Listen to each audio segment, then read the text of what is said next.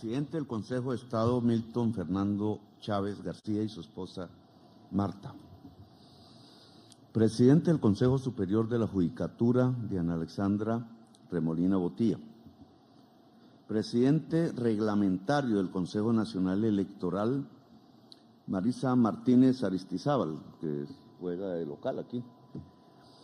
Vicepresidente Consejo de Estado, Luis Alberto Álvarez Parra y su esposa, Janet.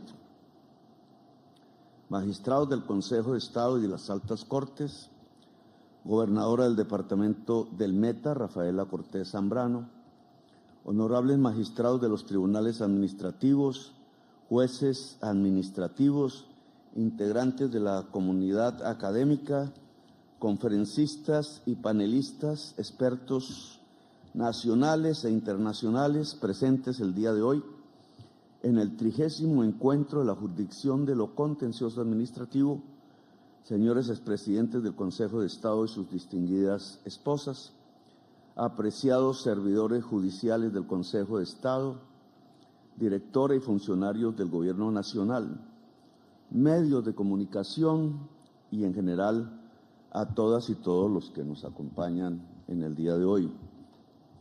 Supongo que ha sido fructífera la larga labor de estudio de este nuevo tema, que indudablemente será uno de los ejes centrales de la política, de la economía, de la discusión mundial, de la geopolítica y de la vida cotidiana de cada persona en cualquier lugar del planeta.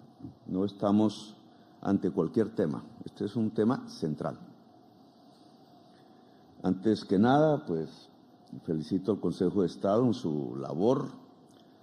Desde la justicia será complejo analizar este tema y los impactos de este tema serán rotundos en el Poder Judicial, en el Estado, en la sociedad y en la economía. La inteligencia artificial tiene que ver con la tecnología, así de simple. Y la tecnología tiene que ver, si queremos comprenderla de alguna manera, con el capital, el capitalismo. Hay una visión ingenua de la inteligencia artificial. Creemos que simplemente es una aplicación más en los celulares, o creemos que es un robot que aparecerá haciendo las labores domésticas, pero este tema tiene mucho más de fondo. Tiene que ver con la tecnología y la senda tecnológica del capital.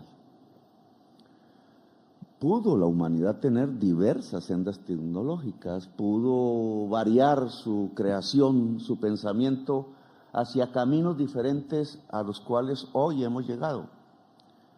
La senda tecnológica del capital tiene una marca, tiene un propósito. Lo que no cumple ese propósito, así sea innovador, así sea un invento magnífico de algún grupo de investigadores y científicos, no cuenta. Esa marca se llama productividad. Y por tanto, la inteligencia artificial se tiene que mirar desde el punto de vista de la productividad. La productividad es el eje central del desarrollo del capitalismo. Se pensaba al principio que las ganancias, que es el motor del capital, tenemos una producción, una economía que gira alrededor de la ganancia. La ganancia es el motor de la economía mundial, de la economía nacional, dentro de las sociedades capitalistas. Se pensaba al principio que la ganancia surgía exclusivamente de extender la jornada de trabajo, de usar el músculo generalmente del trabajador hombre y que podía mover palancas pesadas, pero que la ganancia del patrón, como se le llamaba en ese entonces, del empresario, solo podría surgir si esos trabajadores ampliaban su jornada de trabajo hasta el máximo físico. Algo parecido pasa hoy en Colombia. Nosotros vivimos la prehistoria del capitalismo. Tenemos un capitalismo raquítico, Aún hoy, si ustedes miran las estadísticas de la OCDE en términos de productividad, encuentran que de todos los países miembros de la OCDE, el último en productividad es Colombia. Y el primero en jornada de trabajo medida en horas semanales o en horas anuales es Colombia. Es una paradoja increíble estar en esos dos extremos de las calificaciones de los países de la OCDE, del cual el presidente Santos quiso entrar como parte del club de los países ricos. No todos son ricos. Nosotros hemos preferido una especie de capitalismo basado en la extensión de la jornada, en el trabajo muscular y en cierta forma en la explotación máxima de la gente que trabaja. Ese mundo no es el de hoy. Eso ustedes no lo encuentran en Estados Unidos, no lo encuentran en Europa, no está en los países más desarrollados del mundo. La forma como se construye la ganancia en este siglo y desde hace décadas en el capitalismo se llama productividad. Es decir, cuánto produce por hora un trabajador, que es básicamente cuánta tecnología en una hora puede usar un trabajador, que es, para ponerlo en otros términos, cuánto saber humano, porque la tecnología no es sino una aplicación del saber, usa el trabajador en una hora para producir más. Cada vez producirá más, porque esa senda tecnológica que marca la historia del capitalismo es precisamente una tecnología que se construye a partir de aumentar la productividad. Lo demás no sirve. La productividad, por tanto, está ligada a la ganancia. Ese es el motor. ¿Por qué se aumenta la productividad? Para producir más, vender más y ganar más. El capitalismo es eso, un modo de producción que se centra cada vez en vender más para ganar más, porque lo que produce son mercancías. Todo se convierte en mercancía. Entonces, si este es el marco general, la inteligencia artificial, ¿qué es? Pues es la fase final de la senda tecnológica que ha marcado el capital. Es decir, la inteligencia artificial es para aumentar la productividad. O, en otros términos, las ganancias. Ahora, ¿qué implicaciones tiene? Esta nueva fase, digamos, de la tecnología contemporánea, ¿qué implicaciones tiene? ¿Y cómo va a afectar la vida cotidiana de cada persona en cualquier parte del país? Bien, si va a producir más, entonces nos enfrentamos a varios problemas. Stephen Hawking, el físico que murió hace poco, el mejor físico en los últimos años, dijo a una entrevista de televisión cuáles eran los factores que él consideraba iban a terminar con la especie humana. ¿Cuáles eran los factores que podían llevar a la humanidad a la extinción? Mencionó en primerísimo lugar la inteligencia artificial. Después, en segundo lugar, mencionó la crisis climática. La crisis climática más o menos la hemos conocido, la sentimos, cada vez nos afecta más. El Hollywood ha traído la idea de que la crisis climática es simplemente mayores huracanes, vientos más fuertes, lluvias más intensas, la elevación del nivel del mar. Pero la crisis climática trae una consecuencia que ha ocurrido 6 veces en la historia de la Tierra que conocemos. No solo cambia el ciclo del agua, por tanto el clima, sino que cambia el ciclo de la vida. Cambia la cadena de la vida. Y al romper los encadenamientos de la vida, puede provocar la extinción humana. y la extinción de la vida completamente, cuestión que ya ha pasado 6 veces antes, 5 veces antes, nos acercamos a la 6ª, pero nunca la había vivido la humanidad. No voy a hablar de la crisis climática, el tema es la inteligencia artificial. ¿Por qué Stephen Hawking puso en el primer lugar, por encima de la crisis climática, la inteligencia artificial? Y yo me he puesto a estudiar un poco el tema porque cualquier gobernante tiene que acercarse necesariamente a este tema. Él lo dijo básicamente porque considera que la inteligencia artificial va a hacer perder la divisoria entre la realidad y la virtualidad, que en otros términos es la divisoria entre la realidad y la mentira. No va a ser posible, decía Stephen Hawking, que un ser humano cualquiera, en cualquier parte del mundo, sepa diferenciar realidad de virtualidad. Eso lo hemos palpado nosotros a través de lo que llaman los fake news. Pero la inteligencia artificial va a elevar de calidad el fake news que conocemos hoy. Lo que observamos en Inglaterra hace una semana, 2, que un simple fake news en medio de un contexto de xenofobia construida a través de medios de comunicación, redes, etcétera, y por una historia, el odio a los musulmanes, un fake news ante un hecho dramático que fue el asesinato de 2 niñas por un inglés.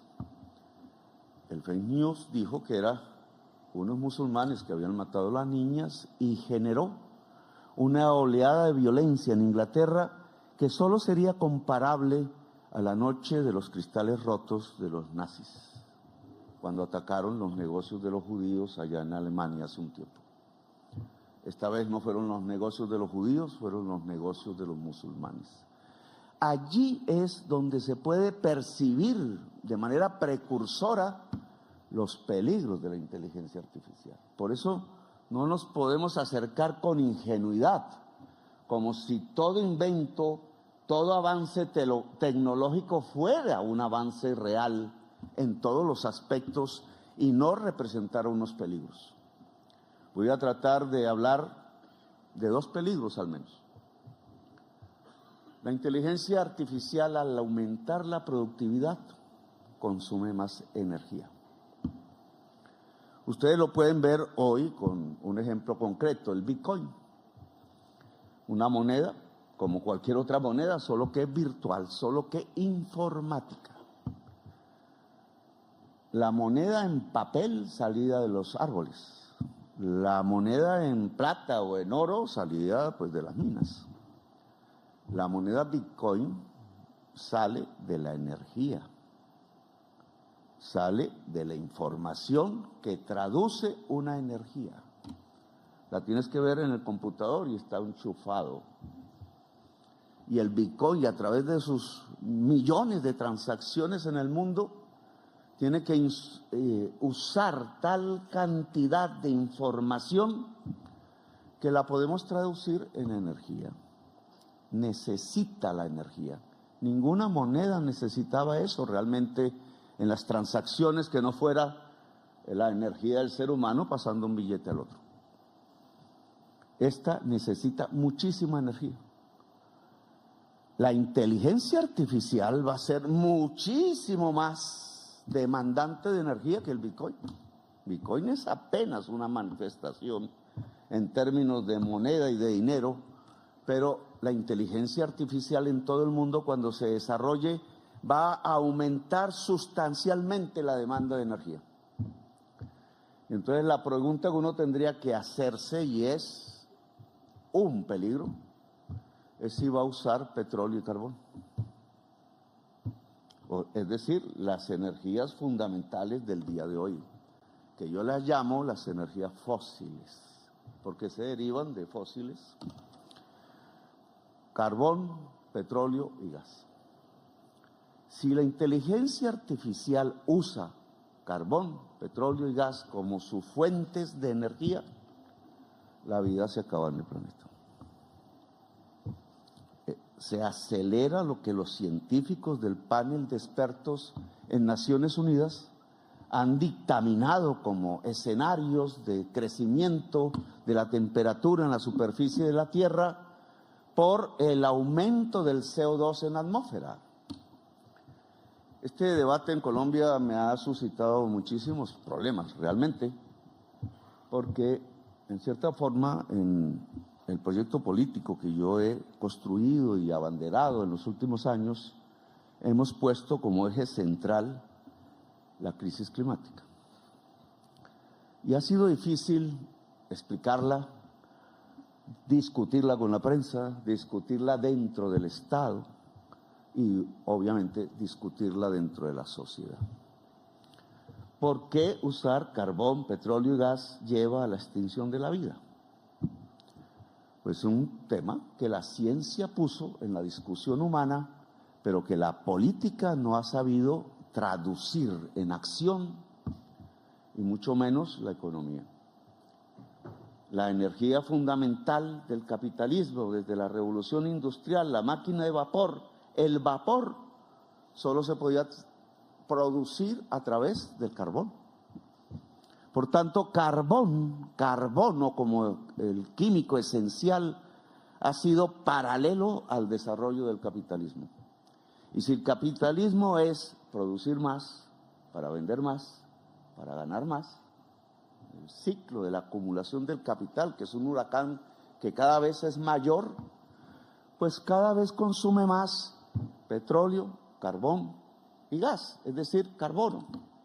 Y en las fábricas del capital se transforman gases que calientan por su molécula que retiene el calor del sol, retiene el calor y calienta la superficie del planeta, a tal punto que en escenarios que ya los científicos han tratado de medir, 1 grado centígrado, 2 grados centígrados, 3, 4, etcétera.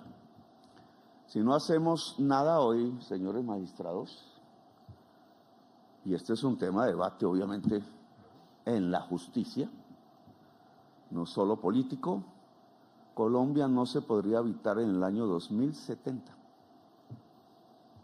Igual que Dubái no se puede habitar en el 2070. La zona tórrida del mundo, las zonas altas del mundo y los polos no se pueden habitar.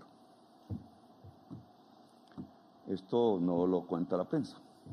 ¿Cómo hacemos nuestros cálculos si la humanidad no logra superar la crisis climática? Y la única manera para superar la crisis climática hoy es dejar de consumir petróleo, carbón y gas. Es decir, la energía que usó el capitalismo desde su inicio.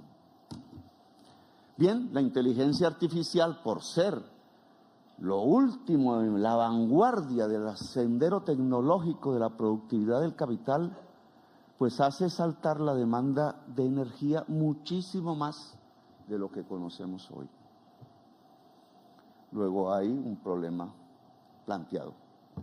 Si la inteligencia artificial no se produce a través de lo que llamamos energías limpias, destruye la humanidad. Eso era lo que Stephen Hawking había visto. Destruye la vida en el planeta. En cierta forma, hay una contradicción hoy a través de la crisis climática y a través de la inteligencia artificial, si se interrelacionan entre el capital y la vida. Las personas aquí más conservadoras que yo, pues obviamente no creerán esto. Ese es el debate de las ideas, pero esta es la realidad de hoy. Porque para poder privilegiar la vida, tenemos que regular el capital. Y eso es un pecado decirlo hoy. Mejor dicho, en las pantallas de la televisión, en los noticieros, trapearían conmigo si yo digo que hay que regular el capital. Pero si queremos la vida, hay que regular el capital, porque tiene que tener otra energía, porque tiene que producir cosas y otras no, porque hay que regularlo a escala mundial, porque suelto, sin regulación, libre, en un sentido de libertad que no es la libertad humana, pues desata el huracán de la crisis climática. Simplemente porque necesita cada vez vender más, producir más para ganar más. Bien, entonces tenemos un primer peligro, la fuente de energía de la inteligencia artificial. Si no hay una descarbonización acelerada del mundo, y nos incluimos nosotros, descarbonizar, ¿qué es? Producir sin el carbono. A eso se le ha llamado la descarbonización de la economía. Si no hay una descarbonización de la economía mundial, no es la nuestra solamente, entonces la inteligencia artificial va a demandar petróleo, carbón y gas, y se acabó la vida en el planeta. Esta es una urgencia. ¿Quién la va a regular? ¿Quién está planificando el tránsito a la descarbonización? ¿Cuáles son los métodos? ¿Cuál el tiempo de la descarbonización? Porque si uno pone a un petrolero a hablar, puede ser en Colombia, en cualquier parte, dirá, por allá en el 2060, en el 2070.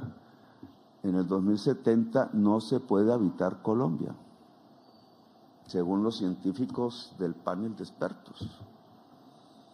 Luego, ¿cuál es el tiempo? Bien, dejo esto como planteamiento aquí para la discusión, pero yo asumiría un segundo problema.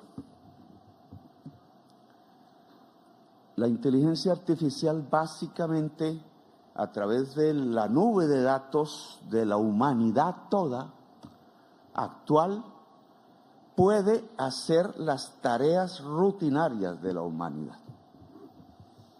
Esa es su primera fase. Tiene unos nombres ahí que no, en este momento no recuerdo. Toda tarea rutinaria puede ser hecha por una máquina. Y el lenguaje, para que esa máquina haga la tarea rutinaria, pues es matemática, son algoritmos, es un lenguaje que dicen o llamamos software o programación.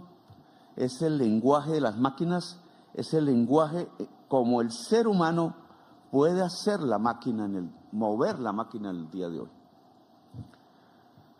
Es un saber, y es un saber matemático de última generación, que entre otras yo quiero desarrollar en Colombia, donde nos hemos apartado de esas tareas.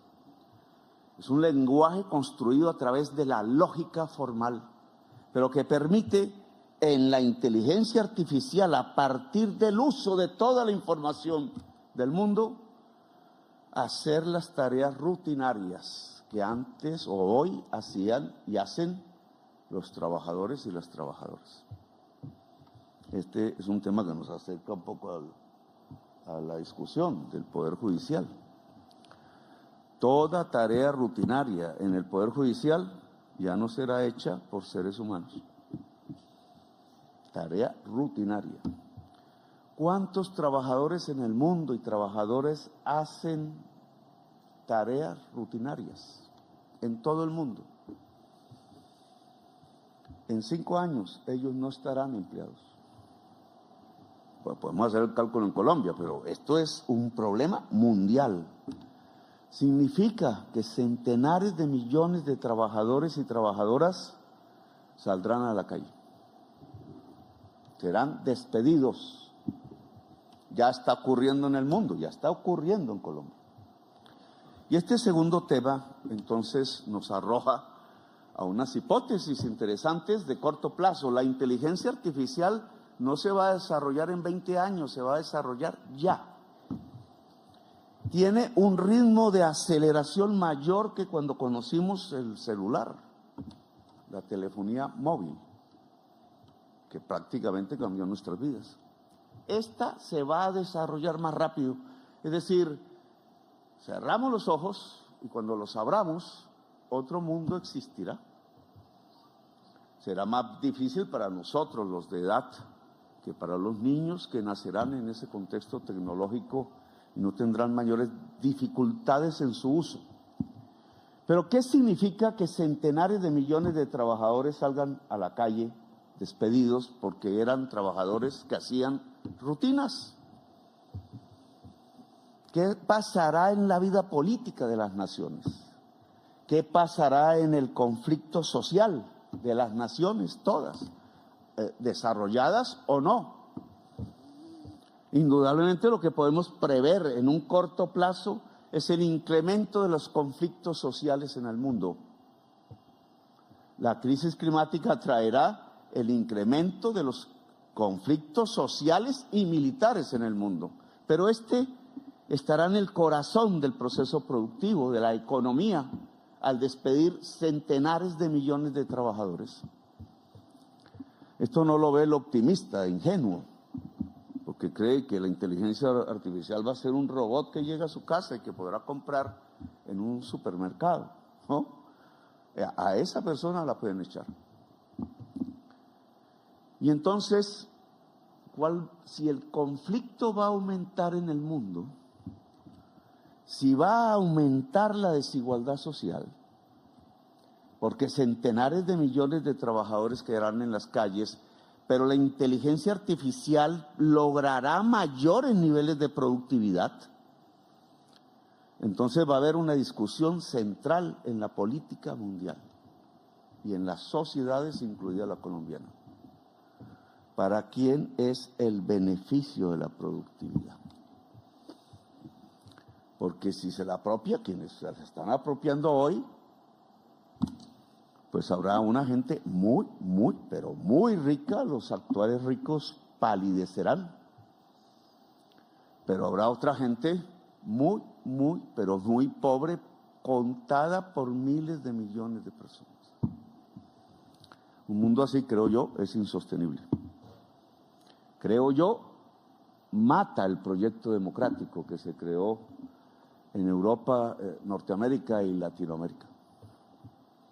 No va a sobrevivir el proyecto democrático en un mundo de tan profunda desigualdad social, en donde la única manera de poder controlar sociedades desempleadas por centenares de millones de personas en el mundo va a ser la barbarie, va a ser las rejas, va a ser los tanques, va a ser las bombas, como está ocurriendo en Palestina. Palestina es apenas el ensayo de ese mundo que yo le llamo el 1933 global. 1933 fue el año en donde Hitler subió al poder en Alemania. Ese es un camino. Es decir, la inteligencia artificial puede provocar en su mecanismo económico, que es la barbarie y no la democracia la que se empodere en el mundo. Miremoslo por otro lado positivo, porque eso será una lucha social. Y si los beneficios de la productividad, en parte, derivados de la inteligencia artificial, se vuelven una renta ciudadana, como se ha esbozado en varios proyectos políticos en estos años, si la productividad se vuelve tiempo libre pagado de las personas, si la edad de pensión no es la que tenemos, sino 50 años, si la jornada laboral se vuelve 30 horas o 20 por el crecimiento de la productividad, entonces estaríamos asomando a un mundo diferente.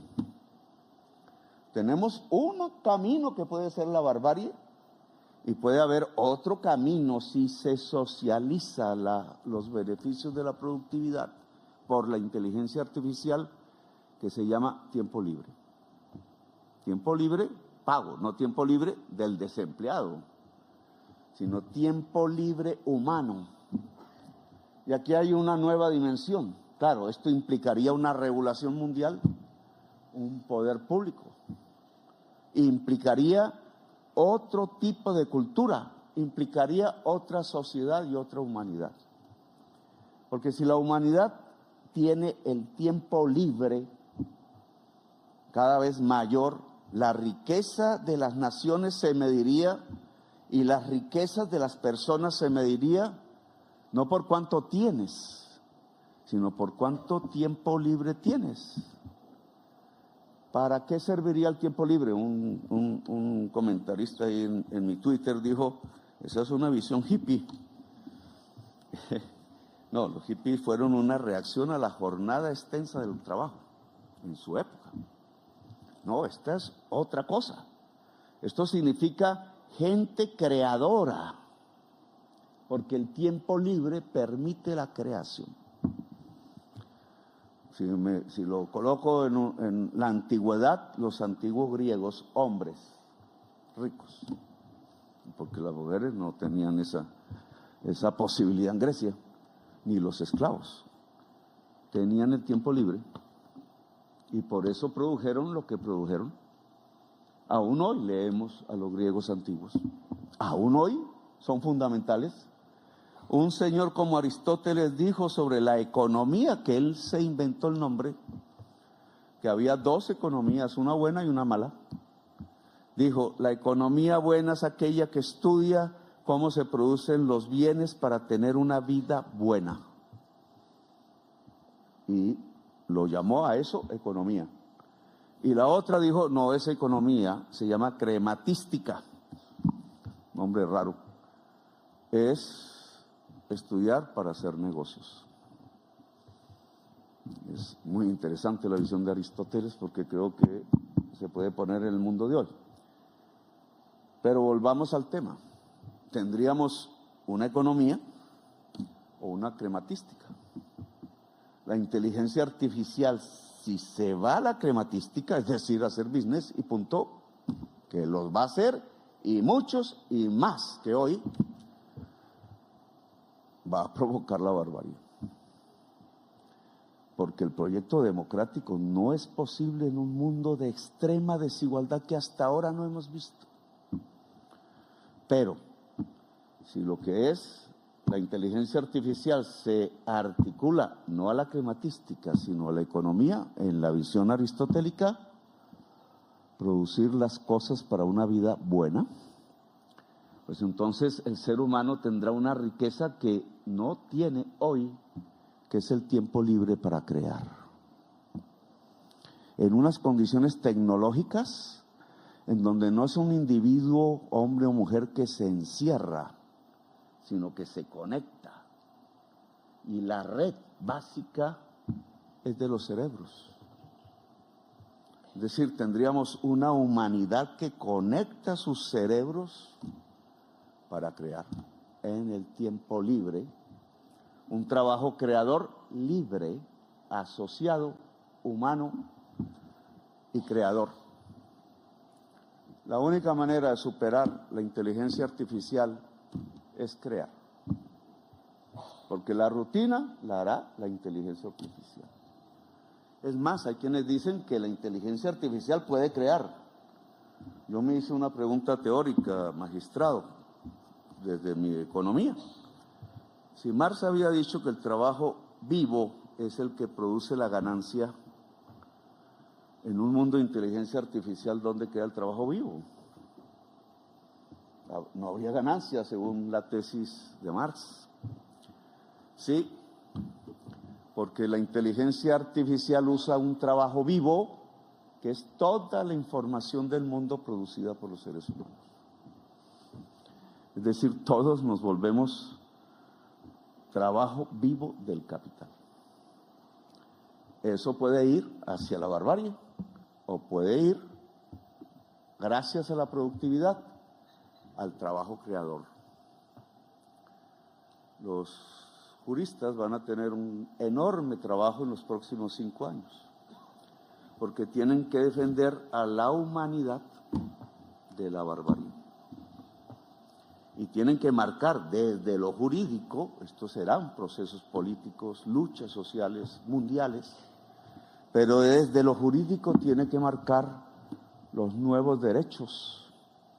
el derecho al tiempo libre, remunerado, tiempo libre, creador, el derecho a crear en los seres humanos. Una interesante jurisprudencia saldrá, no la vamos a adelantar aquí, porque yo no soy abogado realmente, soy economista, pero si vamos por el camino optimista de la humanidad, que es superar la crisis climática, es decir, descarbonizar y tener tiempo libre como riqueza, entonces vamos hacia una humanidad superior a la que tenemos, a una vida. Los jeques de Arabia, de Emiratos Árabes Unidos, que me enseñaron este tema, porque ellos están en eso, ellos no están en el petróleo, a pesar de que son ricos por el petróleo. Ellos saben que esa riqueza no es. Están haciendo estudiar a toda su sociedad la inteligencia artificial.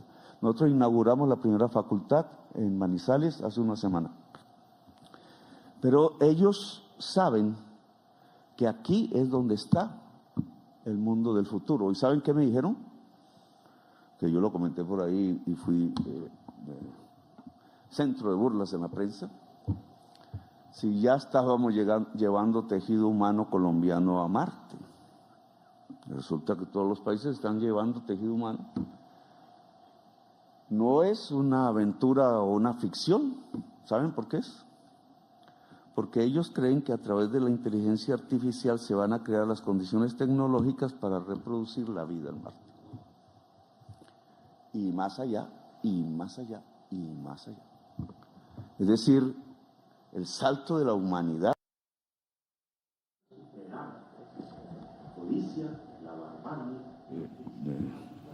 Centro de burlas en la prensa. Si ya estábamos llevando tejido humano colombiano a Marte. Resulta que todos los países están llevando tejido humano. No es una aventura o una ficción. ¿Saben por qué es? Porque ellos creen que a través de la inteligencia artificial se van a crear las condiciones tecnológicas para reproducir la vida en Marte. Y más allá, y más allá, y más allá. Es decir, el salto de la humanidad, si logra superar la codicia, la barbarie, la crisis climática y usar esta tecnología en función del conjunto de la humanidad y de la sociedad, va a ser inmenso, tan inmenso que nosotros hoy no nos lo podemos imaginar. Bueno, yo dejo ahí, magistrados, creo que el tema de Stephen es más problemático. No lo menciono aquí porque mencioné solo el aspecto económico o energético. Pero Stephen dijo, cuando un ser humano no sepa diferenciar realidad de fantasía, deja de ser humano.